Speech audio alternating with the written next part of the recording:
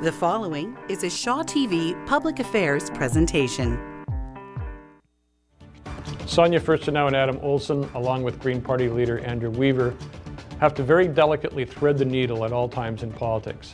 They have to support the BC NDP government because of their agreement, and because their supporters would probably kill them if they didn't. And at the same time, they have to be an opposition party and show differences with the NDP that will help them in the next election.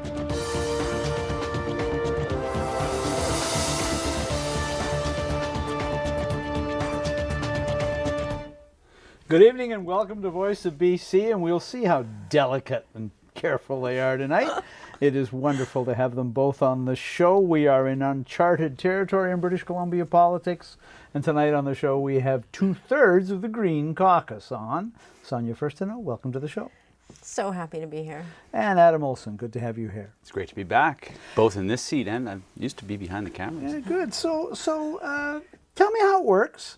Recently, I see Sonia doing an event with the Environment Minister, George Heyman, and sharing the platform with him and praising what he's done. And then I go into the House that same day and I see Andrew Weaver stand up and ask a very, very sharp-edged question of the government.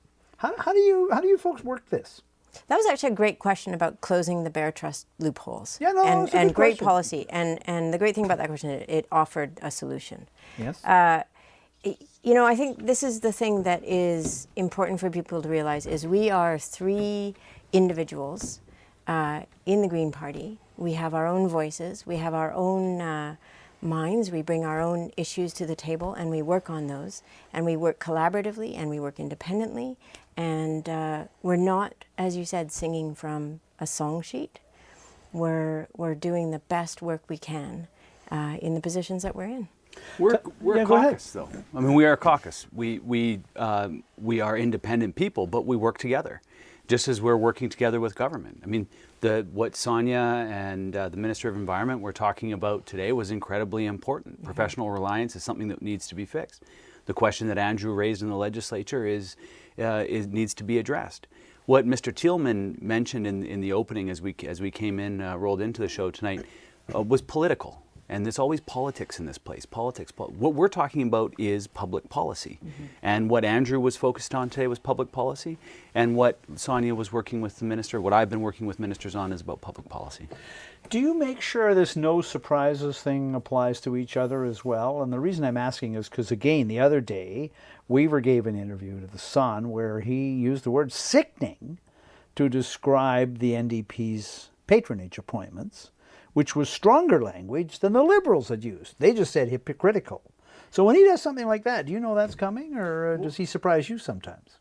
The thing about Andrew, and I've worked with him now for a number of years, is that he says what he believes, and he wears his emotions on his sleeve. I did an interview earlier in the day about the same thing, and I said it's important that hirings are based on merit, very much more calm than what his was, but that's what he believes. And I think that it's important that people in British Columbia know what we're thinking and what we believe, and that we're open and transparent with them, and he is. And I think, you know, the comments like Bill Thielman, there's a lot of sort of ideas out there about what it's like to be in this caucus or how it is for us to be working with the NDP. And the reality is, you know, every day is different, but we're committed to a couple of things. We're committed to good policy. We're committed to working together to see that happen. We're committed to ensuring there's a stable government, which is what we hear from people in BC, is they want stability and certainty. And then beyond that, we're also committed to ensuring that we're standing up for what we believe in all of this. So sometimes we are going to disagree with what the NDP are doing, and sometimes we're going to agree, and that can happen on the same day. But we have our own voices, but Adam's absolutely right. We are a team. Through the access to information process, the Globe and Mail this week came up with a number for what the secretariat that the government set up to manage this agreement is costing. $260,000, including $100,000 for the head of it, and a researcher $90,000, and another staffer, and $20,000 in a travel budget. Do you think that's justified? I would just say that that's a small price to pay for good public policy, for democracy. I mean, this is our democracy in action. There's 87 of us in here. This is a choice that was made by the Premier's office to ensure stability in government. I mean, I think that you take a look at the past government and they spent a lot more money on a lot more questionable things. So I think that this is about investing in our democracy, and the Premier's office has made that choice. How often do you have to meet with the government to get up to speed on stuff? We're meeting a lot. So we all have different files that we take care of. Yeah. So we've divided those up between the three of us. And so, for example, childcare is one of my files. So I meet regularly with the government on that issue, and we have discussions and ongoing consultations. I met a lot with Minister Heyman moving into the decision to have the review on professional reliance. And for me, this is what I'd always hoped government would look like, is people sitting down at tables, bringing their best ideas, hearing each other. And that's one of the things that I think we're lacking a lot in provincial politics is hearing other people's ideas and opinions. And we're seeing a system where the two sides got very locked into specific worldviews and specific ways of seeing the world, and they don't hear each other anymore. And so we're hearing each other, they're hearing us, and we're moving forward and I think making good decisions. Yeah. What's your reaction on the lobbying legislation we got recently? Government brought in a bill to begin the process of reforming lobbying. Good bill? Begin the process of, I think that I'm quite proud that we brought this forward during the election and put it in front of people. I think that it's really important that people can trust government and can trust the decisions that they're making are on the behalf of people. I think that there's certainly things that we can look at to continue the process of strengthening the lobbying legislation. I think the former registrar or the registrar had some ideas that pushed this even further. And as I said, I think that it's important that we take a look at this and offer those in constructive ways. These are important first steps, but they're just first steps. The legislation covers former cabinet ministers. I question the decision to not include former MLAs, because in my experience, an experienced MLA in a former government or even a former opposition knows a heck of a lot, and I didn't understand their reason for exempting them. Yeah, I mean, I think the conversation is, how far do you go? Yeah. I think that there could be a case that you could go much, much further than that. It landing on the key decision makers, I think, is a fine place to start, and I think that there is a valid discussion about anybody who's been elected to public. Mm-hmm. This is the toughest question you will face tonight, and I thought we should start off with it. Brace yourselves. Andrew Weaver. Hey, Adam, Sonia, British Columbians want to know, what's it like working with that Weaver guy?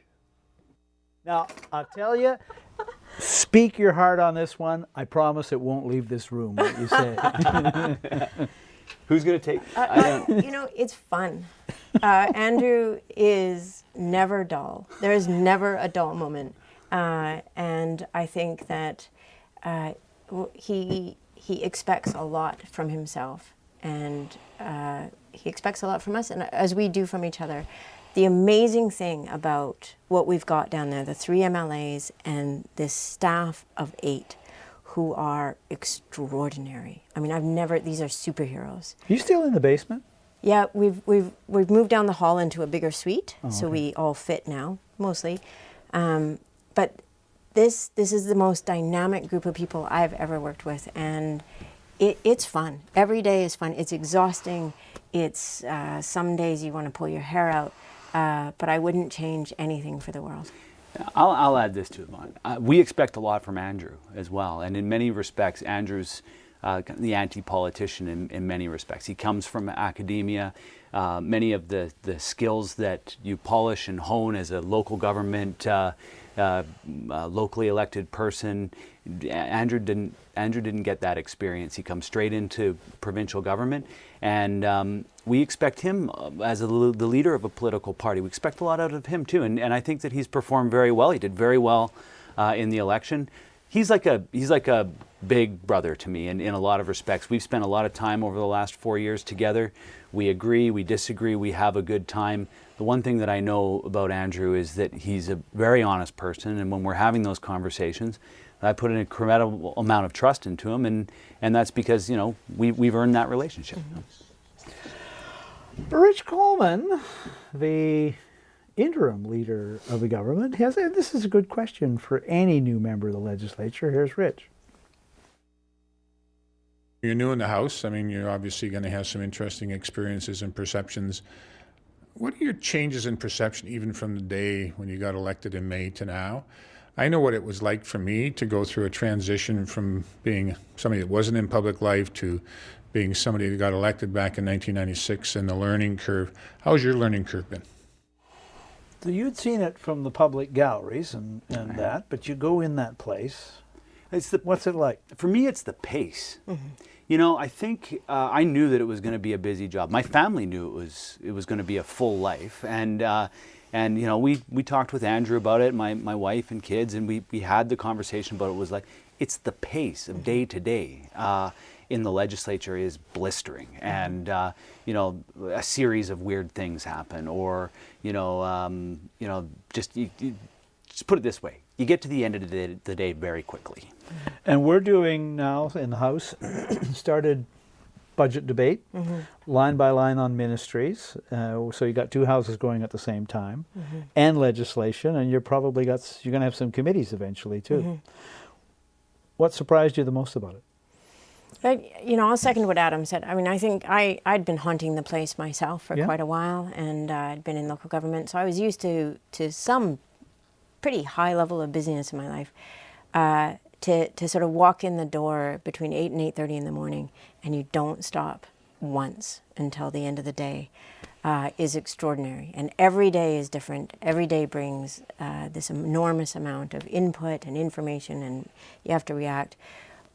I think I'm currently working on 3 speeches right now, and often, you've got 10, 15 minutes to prepare for the next thing that's coming up, and you just go, right? So I would say, yes, the pace, and I think Ellis Ross stood up in the House the other day and talked about the sacrifice. And I think that isn't a typical piece of the story we tell about public service, but it is a sacrifice. And the further away you live from this House, to travel here, for a lot of the MLAs, Ellis talked about his grandson being born and having to leave 30 minutes later. This is a job that you choose to be in service to the public, and you are sacrificing a lot. Ellis Ross is a member for up in the Northwest, so the commute is longer.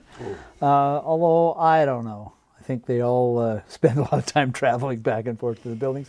Dermot Travis, so you've seen him on the show many times asking questions from Integrity BC, but he's got a question that flows out of what we just heard. Here's Dermot.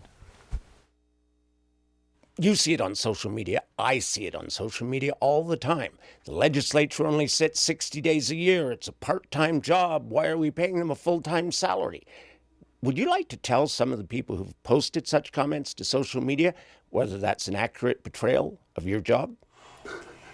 So I'm going to start by speaking to the issues in my constituency. So Cowichan Valley. I mean, we need a new hospital desperately. Last night at 8:30, we had Minister Dix, come up, meet with all of the stakeholders in Cowichan around this new hospital. We were there until about 10:15 at night. That was after a full day in the legislature, and then driving back down to Victoria so we can be up in the morning and back in the legislature. We need a new high school, so meeting with those stakeholders as well. We have the highest child poverty rate in BC. We have the highest child apprehension rate in BC. There are apprehension as in the government taking children. Yeah. We have significant watershed issues, obviously, not just in Shawnigan, but we have the Cowichan River, which is a threatened river. There is never enough time to work on all of the things that need to be worked on just in the riding. And then you come down here and you're trying to work on policy that impacts, hopefully positively, everybody in BC. So to suggest that it's anything other than a full-on calling into service, I think is to not really understand what the role is. One of the healthy things about having change in the place is you get new voices in there, and maybe a little fresh take on some of these things, because what you said earlier about the two old line parties get dug in and everything gets turned into partisan grist for the mill. Having two new members come in and say this is what it's like is probably a healthy thing. Yeah, well, I think we had 125 or 130 meetings this summer before the session even started, just getting to know those issues in our constituency. I've got 3 municipalities, 4 First Nations, 5 major islands, a bunch of small islands. I talked to Doug Klovchuk, who says it takes 5 hours to drive across his riding in a good weather day. Columbia River, Revelstoke. So no, it's a major commitment that we make. It's not a part-time job. We were kind of laughing before. It's several full-time jobs. It takes a full commitment to do this job well, and I have a great deal of respect for all the members that are in that place doing their job. Andrew McLeod of the Tyee. This was something very provocative that the outspoken Mr. Weaver said, and here is Andrew with a question about it. Your leader, Andrew Weaver, recently said that the campaign promises that the NDP made ahead of the election have become irrelevant. This was interpreted in some quarters to be him saying that all election promises are irrelevant, and what really matters is what parties agree to in a minority situation after the election. I'm wondering if you agree with him. Okay. Well, look, I mean, I think that what's really important here is that we get to the point that Andrew was making, and he was specifically talking about the $10 a day daycare. And the language in the confidence and supply agreement was that we were going to work on an affordable childcare plan, not that we were going to take one of the parties. In fact, we had discussion and debate around this at early in the summertime about what policy we were going to take. So it's important to point out that what's relevant when it's highlighted in the confidence and supply agreement, that's what's relevant to the discussion. That's the starting point. Reform comes from. That was in the agreement. Yeah, this is where the starting point is. Yes. This is the policies that we are going to work on. If it's not in the confidence and supply agreement, then you can assume that the starting point will be the government's campaign platform, and we will be working with them to try to improve where we disagree and where we agree and disagree. So it's about the starting point. What's relevant is what's in the confidence and supply agreement. If you don't see it there, then take a look at the party platform. And it's posted online. It's called the Confidence and Supply Agreement. Both parties' website have it. And you can find it by Googling it as well. It's worth a read. It's not long, and it's got some really interesting stuff in it. I haul it out every now and then and go, are they living up to this, or have they changed it? So, How have we done? I think you broke what was in it on the sending campaign finance out to an independent commission. The commitment in there was to do that, and instead you just decided to, or the government just decided to give the party some money. So I'd say that's the first real breach I've seen. Take a brief break on Voice of BC, and we will be back with the 2 Greens and give them a chance to say things. Stay with us.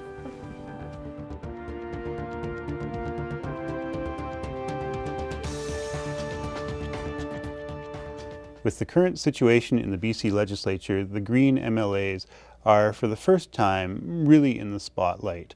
A lot of people are watching to see if they are consistent, to see how much trouble there is for the 3 MLAs to agree with each other, and to see what they do and don't support, whether they are as free as they've always indicated that they would be.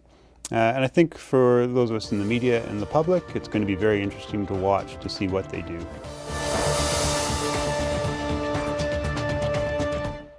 Are you worried about getting diabetes? I'm a millennial. Well, sorry, but 1 in 3 Canadians has diabetes or prediabetes. Really? The Canadian Diabetes Association, with support from Sun Life Financial, urges all Canadians to take the test. There are more ways to connect with us at Voice of BC. Email us at vobc@shaw.ca. Follow us on Twitter at Voice of BC. Or like us on Facebook at facebook.com/VOBC on Shaw TV.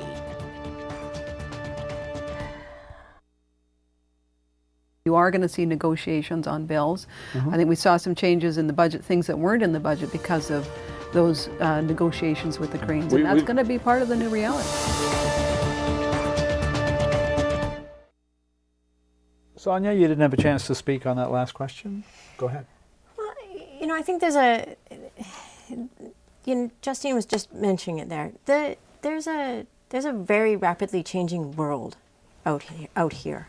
And one of the things that I've noticed being in the legislature is that things have gotten kind of locked into place in a lot of ways. And if you only spent your time in the legislature, you'd think that the world wasn't changing at all out here, that there was really only one or two, I guess, only two ways of seeing the world. And I think what we bring in is a way of seeing this changing world and the responsibility that politicians and decision makers have to be incorporating these changes and to be recognizing that we can't just keep doing things the same way that they've always been done, because that doesn't fit into today's world. And if we're not getting out in front of some of these changes, we're going to be left behind. And I think that it's more than even a political shakeup to have the Greens in the House. It's really a whole different set of voices saying, there's a world out there and we have to be paying attention to it. You were saying that you had a school group in to the chamber, and you warned them ahead of time that they were not allowed to behave like that the members do in question period. So can question period be changed? I remain hopeful, and I think that I'm a historian, right? So I studied the origins of the Westminster parliamentary system in England when they did bring their swords into the chamber.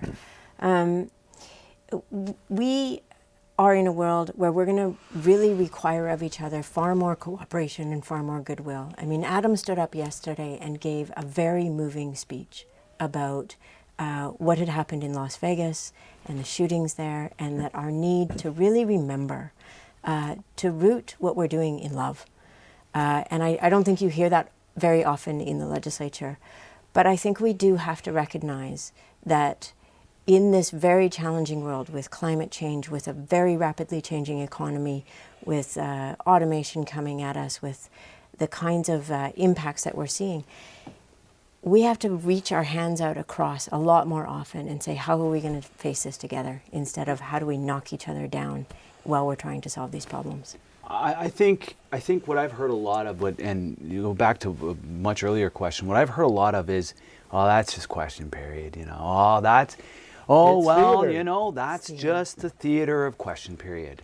And I think, is that really good enough? Is that response from people who've worked around the legislature a long time, to politicians that have been around a long time, to just accept that status quo and just accept the fact that I've got students coming in for question period?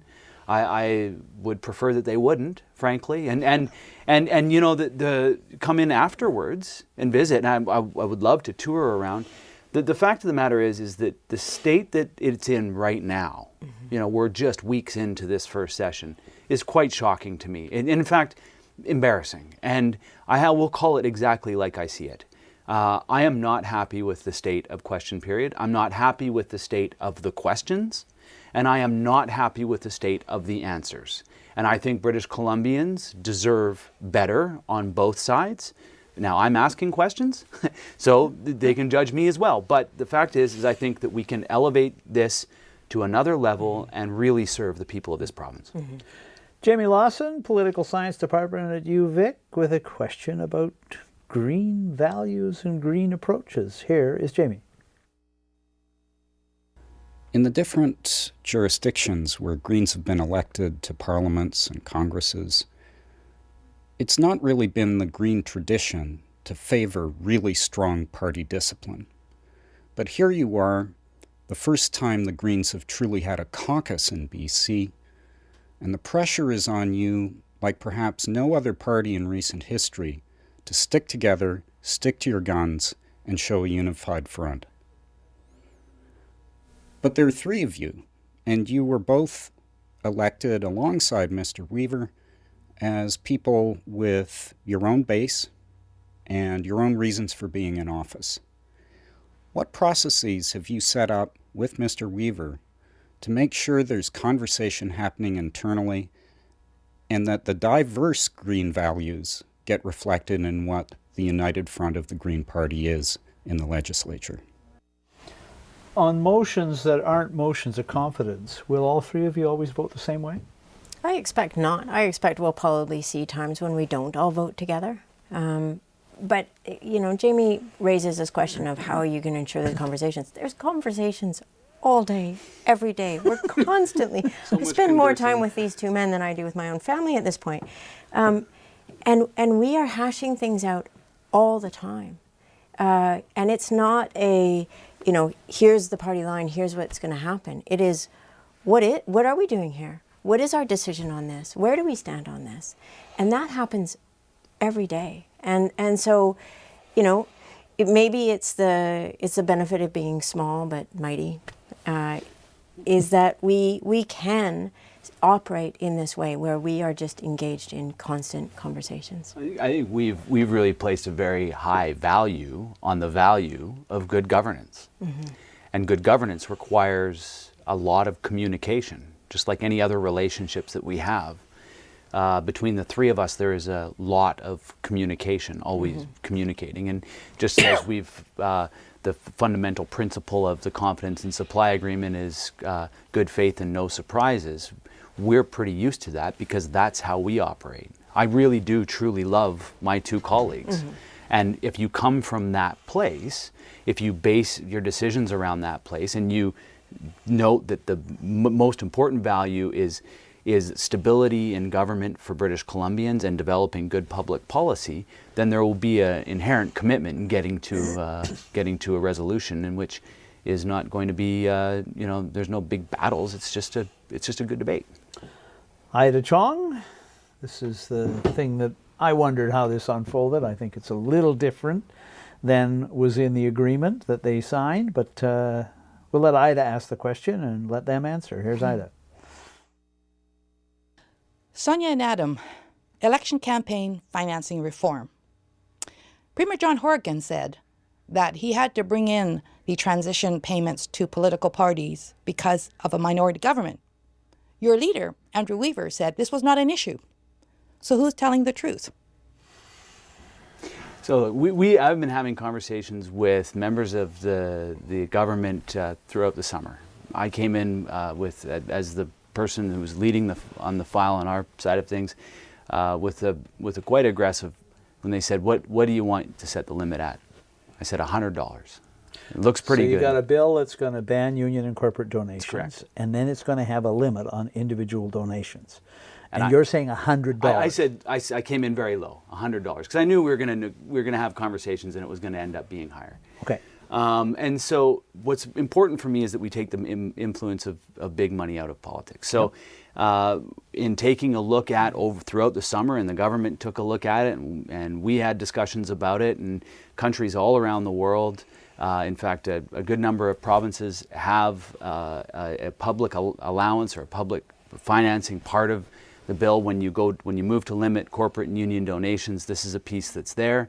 It's a piece that ensures that the public interest is put first in democracy, and so it's a piece that came up in this bill. It may or may not have come from a hard line at the beginning of the negotiation. I'm not sure, but in the end, when you take a look at countries around the world and provinces that have moved this way, this is something that's been accepted by the OECD. It's been encouraged by the OECD countries, and it's something that we're debating right now, and it's in our bill. Or it's in our bill as the province's bill. Weaver suggested your party was open to amendments on that issue. Well, I would just say that we're open to good amendments brought forward in good faith on any bill. I mean, I think that that's part of a good, healthy democratic debate. Mm-hmm. When you were doing the negotiations, did you realize that what the bill did on public financing was the reverse of what the government had, or what John Horgan himself had promised before the election? Well, look, I think I'm going to let the Premier speak for himself on this, but what I'll say is that from what I've heard, the Premier had a few different messages, not some stronger than others, and yes, in a campaign period, you make statements and you're going to be held accountable for them. I think also we've seen examples of this government and other governments, in fact every other government, that when you get down to developing public policy, you get advice and you build the best public policy that you can. And so, but that's up to the Premier to talk about. You're comfortable with public financing of political parties? Yeah, I think as Adam says, I mean, we've got examples from all of the OECD countries. We've got examples from across Canada, and I think that strengthening democracy is really important. And one of the things we do in providing some public financing is ensure that you're not limiting to two big parties that can raise a lot of money.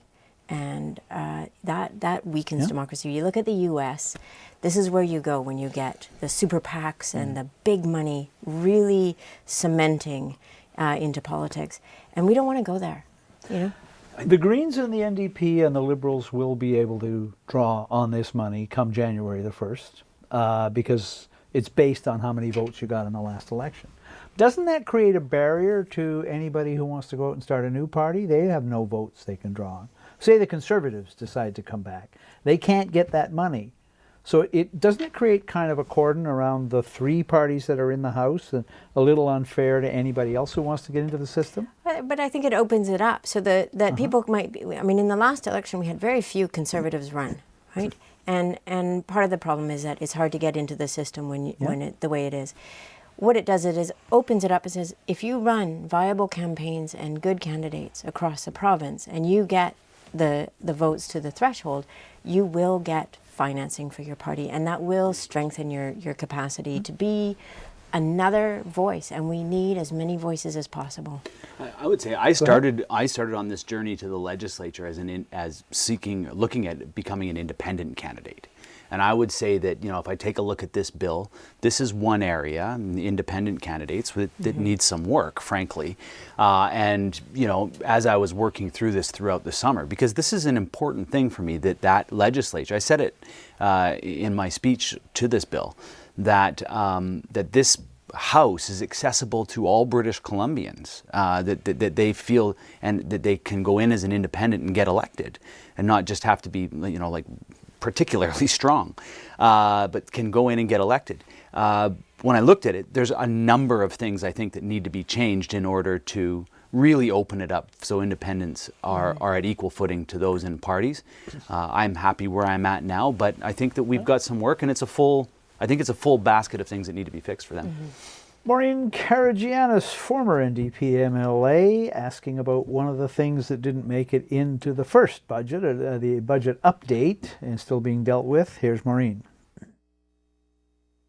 Adam and Sonia, the BC NDP and the Greens have come to an agreement on many critical issues for British Columbians, but certainly things like childcare and rental housing, I think that seems to be perhaps not a common mind on that.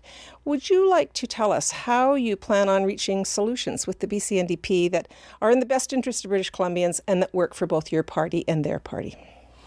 So your two parties had very different proposals on childcare, although you both had proposals for a form of universal childcare. So where do things stand? Because you've been handling this, right? Yeah, there was far more in common than anything that separated us on childcare, and we've been clear on this from the start. We agree, universal, affordable, accessible, high-quality childcare is the outcome that we are both seeking to achieve. The details in how to achieve that as efficiently as possible are really what we're coming to the table and working on now. And we're working on that, I would say, not just in good faith, we're working on it really proactively. And I'm pleased about these conversations that we're having.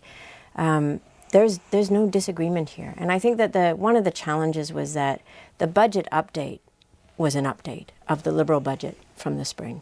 And the perception that, you know, the childcare solution would be in a budget update, were we 8 weeks after the government had been sworn in? That was an unrealistic expectation. And it's very clear that the steps towards achieving this outcome for childcare in BC, these steps will start being made in the next budget. And I have no doubt that we're going to see some big steps taken. Will it still be on the $10 a day model, or will it be more diverse than that, do you think? You know, we were just at Union of BC Municipalities. We met with lots of mayors and councils from across BC, many of whom have already implemented solutions to childcare in their own towns. Josie Osborne, the mayor of Tofino, they've decided to fund childcare through the municipality in Tofino. They've actually gone into debt to do it, but they're expecting that there will be support coming from the provincial government. I think that what we need to do is look at the solutions that are out there already and support the good work that's already happening, and then move towards the affordable universal outcome. And you know, the $10 a day it captures the notion of affordable, quality, universal childcare. That's what we're aiming for. The problem with that, I mean, even that plan was a 10-year plan. Mm-hmm. And I think it's important to be communicating a bit more clearly and a bit more deeply about the kinds of policy steps that are needed to be taken, and that we move beyond kind of campaign slogans at this point, and we move into very serious policy development that achieves the shared outcome that we have. I'll just say this to this. Yeah. I think the official opposition's fallen into the opposition frame very quickly. Very, very quickly. Because I mean, let's be realistic about this. If the childcare piece and the $400 rental rebate was in this budget, then they'd be screaming as how expensive this was, and oh my goodness, look at this, right? So the reality is that there was in no reality was this government going to be able to deliver everything in the first budget. That would be unrealistic. It would probably be irresponsible. It would mean that they certainly didn't think deeply enough on a bunch of stuff. And so I think that what's really important is that we don't get caught up in the screaming and the arm waving of an official opposition, which is doing their job a certain way that they've been, that oppositions have been doing it for decades, and instead focus on the significant policy outcomes that we're trying to achieve. Mm-hmm. And I think what we're trying to achieve, as Sonia said, is affordable, accessible daycare. Look, I'm not so young, but I have young kids. You're pretty and one of the things that I wanted to make sure was that when I am a stay-at-home, work-from-home father, that I can that can be an option for us as a family. And we want to make sure that when we're building these, that there's all sorts of different families with all sorts of different situations, and when we're developing and devising a public policy that addresses childcare, that we are taking into consideration all of those. Mm-hmm. And so that, I think, in taking time and doing it correct, will be the best way to be good stewards of the taxpayers' money. On the $400 rental rebate, paying $400 to everybody in a blanket way, we've never thought that was something that would be necessarily the best use of public money. And so we are going to work with the government. We don't disagree that renters need help. There's many ways that renters can be helped. This was unlikely to be something that we were going to do right up at the front end, or that the government was going to do right up at the front end. So let's get it right rather than just do something for the sake of doing something. We will take a brief break with the two Greens. Stay with us on Voice of BC. One more segment to go. That's it.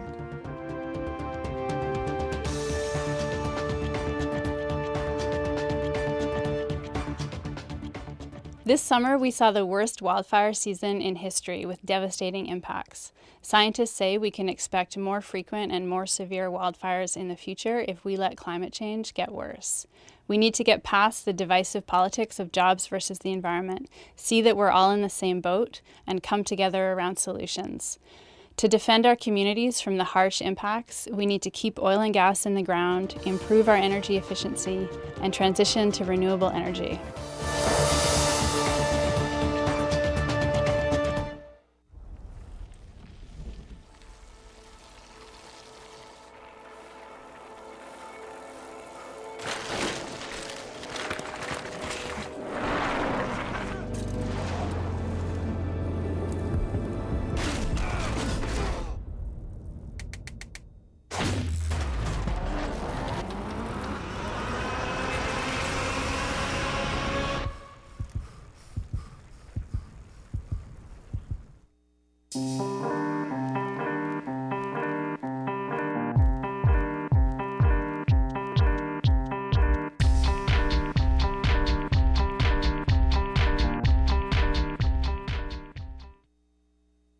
There are few surprises in the NDP's speech from the throne or its budget.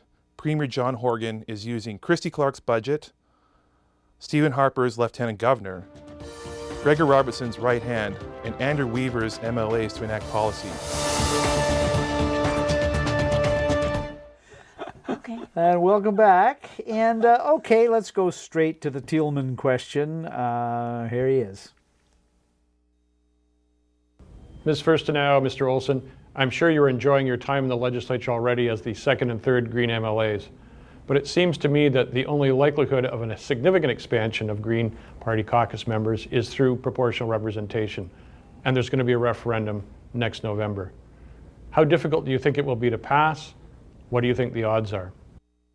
Okay, who wants to talk about PR? I'm going to throw this to Sonia, but Okay. all I want to say is, very quickly, there was a significant expansion of the BC Green caucus under the current system. We went from 1 to 3. So, Sonia, take it away. Yeah, a couple of historical notes. The first Green caucus elected in the world under a first-past-the-post system. So it was an incredible breakthrough for Greens around the world. They tend to have done larger caucuses got elected through some kind of proportional representation. So we are behind once again all the OECD countries. We're in a small group of 3 or 4 left that haven't moved into a proportional representation system where every vote counts. So it's kind of like suffrage. You know, women got the vote 100 years ago. And now it's time that if you live in a riding where most people vote one way, your vote should still count. And that's what proportional representation does. It means that everybody's vote actually counts. We're going to hear all sorts of fear-mongering and strange ideas about this, but it comes back to this idea of, do we stay rooted in a system from 100 years ago, or do we move into the current world, and do we recognize the importance of having everybody's vote count and having a robust democracy? One of the things I heard during the campaign in Cowichan was so many people saying, I really want to vote for you, but I'm scared. And it's like, elections should never be about fear. They should never be about voting against something. They should be opportunities for us to express our hopes and visions and dreams for our own society. And when we move into a proportional representation model, we're going to see a much more vibrant engagement into democracy. Does it have a chance to pass? Absolutely. This is also, historically speaking, the first time in history that a government will be supporting a referendum for proportional representation. That's never happened before. So we're continuously making history. We're going to make history when that vote passes. We're going to make history when we change the electoral system in BC. The plan, as I understand it, is to have the referendum coincide with a civic vote in the fall of 2018, which would be early November. Here's a question. Civic elections tend to have very low turnout, much lower than provincial elections.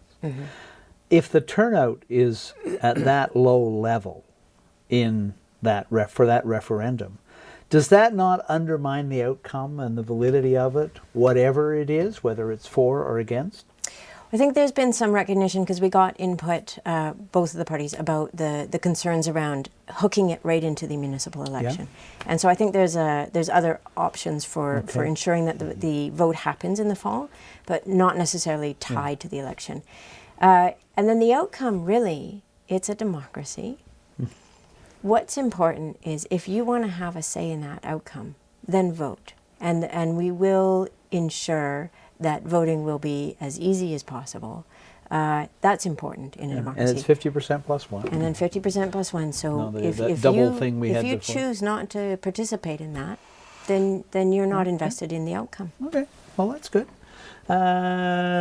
Troy Sebastian has a question for you. Here's Troy. Adam Olsen, you are the first person from the Sartlet community to be elected to the BC Legislature. Congratulations. Why have you chosen to make the ban on grizzly bear trophy hunting such an important issue? And do you believe the NDP approach on this has gone far enough? Oh, I say hi to Troy. Thank you. I think it's important that that we talk. That we face trophy hunting head on and for what it is. And I was raised and have got strong teachings about hunting and killing animals. And my elders would tell me that you do it as a prayer. It's a prayer. It's a solemn expression. You don't go out hunting when you're hungry. If you do, you won't catch your food because you don't need it. So killing animals for trophies, killing animals as an expression of some sort of machismo or anything other than in a very humble, solemn expression of hunger, to me is something that I have an extreme problem with personally. It's one that I know that British Columbians in a very, very large numbers have problems with and feel bad about here. And I would just say we'll see exactly how far the NDP. I will be asking the NDP to take it as far as we can. And I just like to acknowledge the fact that there's a lot of people in this province that hunt. They hunt for food. The Saanich people, the Sartlip people are part of that. And I think that for many people in British Columbia, this is not just a pastime, but it's how they feed their families, and I think that once we start to mix these two things, where you're going out and just killing animals for the pure pleasure of it and for the trophy, it's when we really start to have to question our humanity, I think. So. Well, when you only get a change of government every 16 years, there's a pretty big backlog of issues backed up that people want something done about. And here's one of them, Torrance cost. The Confidence and Supply Agreement signed between the NDP and the Green Party features clear stances on a number of issues. However, a few key things are left out, such as whether or not to develop a fracked gas export industry in this province. What will you as MLAs do to ensure that BC forgoes this water jeopardizing and climate destroying industry? So as I recall, the two parties, they didn't agree on this one in the election. Yeah, we were pretty clear on the election. I mean, ultimately, LNG, there's a couple of reasons why it's not going to go forward. Andrew points out regularly that the economic basis for an LNG market in BC doesn't exist. The fracking piece for me hits home because water is really what got me into politics. And I did meet with members of councils from up in the Northeast, and they are starting to be very concerned about the heavy metals showing up in their drinking water. Because we frack for the domestic production and the stuff we send to the United States. Whether we have LNG or not, we're fracking.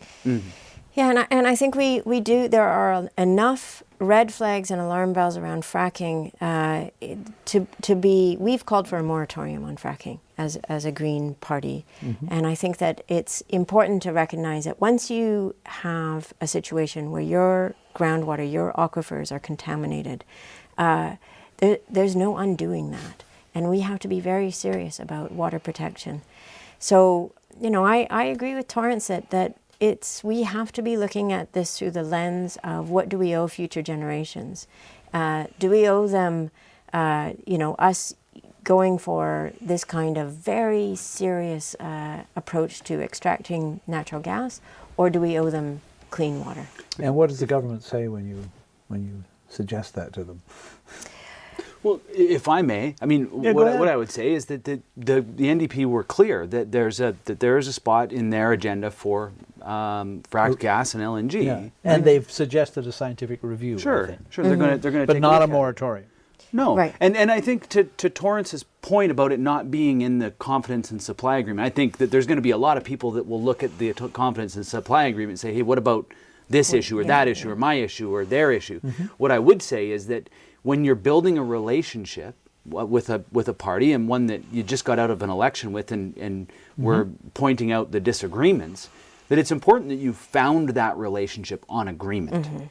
And so what you see in the confidence and supply agreement is the areas in which we are going to best be able to form a stable, solid government for British Columbians. Everything else is going to be a conversation, a discussion that we can get to once we solidify and strengthen that relationship with the government. Okay, that's fine. Okay, good. I thought you wanted to say a little more on that. Let me go to this one. Caitlin Vernon, this is another issue. Here she is, old growth forests. The NDP have said they want to support more value-added jobs in forestry, which is a good first step. However, at the same time, we urgently need to be protecting our old-growth forests for drinking water, for salmon, and for our climate. What will you do to help protect our old-growth forests? When I asked myself, do I want to run for provincial politics? The answer that came to me was yes, because trees. And, I know I'm known for water, but water is deeply connected to trees. And if we want to have clean, safe water in our watersheds and in our communities, we need to recognize the role that forests, and particularly old forests, play in that. We have less than 1% of old growth forests left on Vancouver Island. We were clear in the campaign. We need to protect what's left. It's more valuable standing. When you look at the example of what's happened with it's Port Alberni. No, it's oh my goodness, the town down in the southern Vancouver Island that has marketed them. Port Renfrew. Port Renfrew marketed themselves as the big tree town, and they have seen a huge spike in tourism. These trees are very valuable standing. Someone said to me at the very beginning in this summer, one of our staff members said, "So what do you want to work on in this first term, Adam?" I said, "Big money, big trees, big bears." Let's go big or go home. Okay, so as we speak, the BC Utilities Commission is conducting a review of some questions that the government put to them about the Site C dam on the Peace River. And when the commission comes back with the answers, those go to the cabinet on November the 1st, and then the cabinet is going to decide what to do. Your party's position in the election was stop it. So give me your take on how this unfolds. The government certainly hasn't stopped it. They're allowing construction to proceed pretty much at the same pace it was under the previous government. So what's your take on this? Well, for me, we were very, very clear that we would stop this project. What do you think the government will do? The government has a very, very challenging political decision to make. It was a challenging position to take for us. Do we stop it, or what do we do with Site C? It was challenging in the sense that you got to come up with a position on it. So that was the challenge. We overcame that early on. We said, look, we feel that there's just too much money being held at our borders. There's just too much loss in terms of First Nations and farmland, and we don't need it. And the reports, this decision was made for us. We've made it. The NDP government is going to have to make we made a political decision. They're going to have to make a political decision, whether it was at the election or at the confidence and supply agreement stage, or months down the road when the report comes out. Perhaps the report will help them make that decision. It'll be easier. Maybe it'll be more difficult. We still stand, very firmly on the fact that this project should be stopped. It should have been stopped, and there's plenty of economic opportunity waiting for British Columbia. And I want to. This is another example of being forward-thinking or backward-thinking. We're talking about a dam based on 70-year-old technology. So I met with Mayor and Council of Tumbler Ridge when I was at UBCM. They just brought up the biggest wind farm project in North America. It just went online. They have the capacity and interested investors in wind farms around Tumbler Ridge that could supply 70% of what Site C could supply in energy. So the idea that we would lock ourselves into 70-year-old technology for another 50 years, which at that point would be 120-year-old technology, while the exponential change in renewable technology is happening right in front of our eyes, literally on a month-to-month basis, to me that is bad policy making. And we need to be looking at how do we diversify and how do we enter the 21st century in terms of energy. And people would say, oh, wind, it doesn't always blow, or the sun doesn't always shine. But while Sonia brings up a project in Tumbler Ridge, I was just meeting with First Nations and interested investors in storage capacity, which is fascinating. People with these really, really incredibly creative and entrepreneurial ideas, taking old mine sites and filling them with water and moving water from one side to another. You think, oh, wow, it's not very advanced at all. In fact, they're doing it in Detroit. They're doing it in Detroit and Chicago.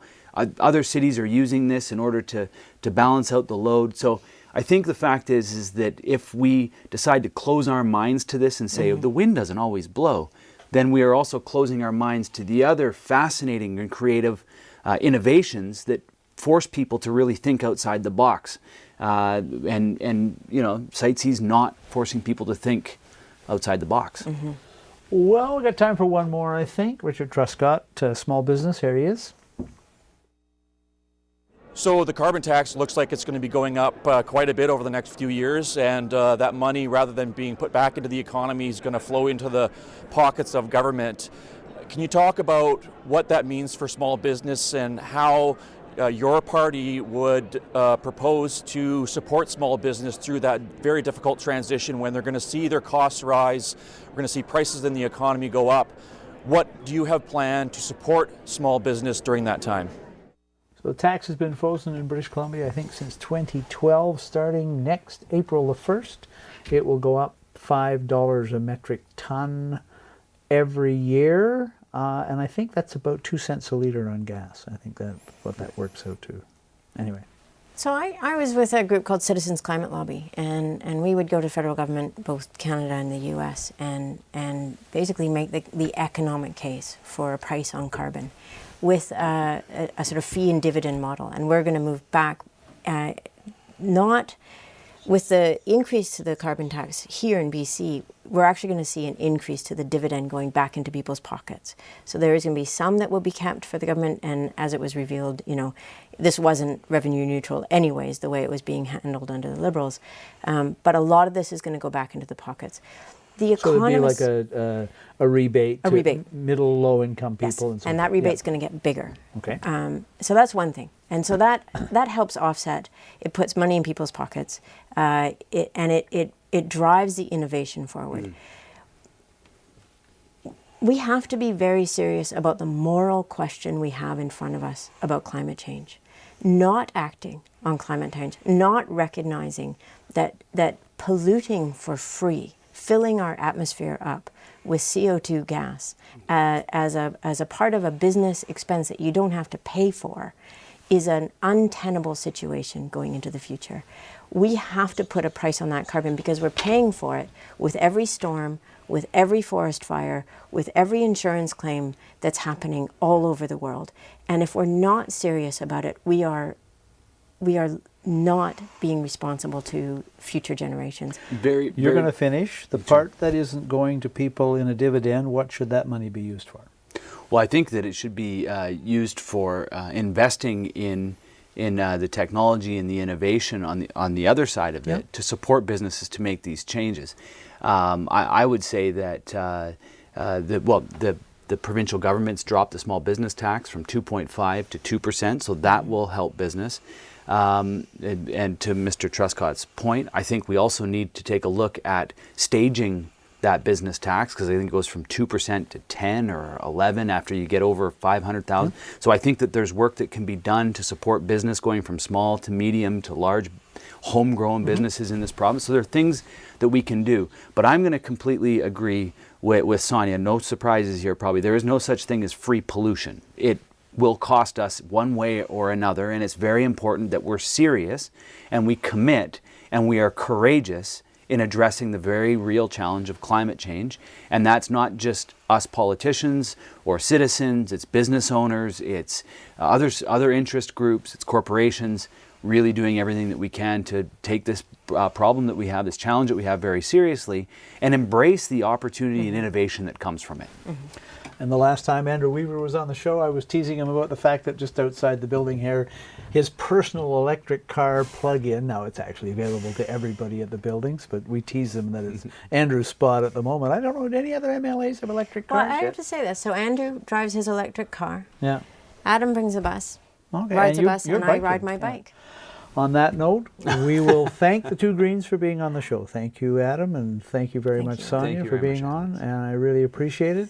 Thanks for watching Voice of BC, bringing the legislature, BC politics into the living room. Good night. That's good.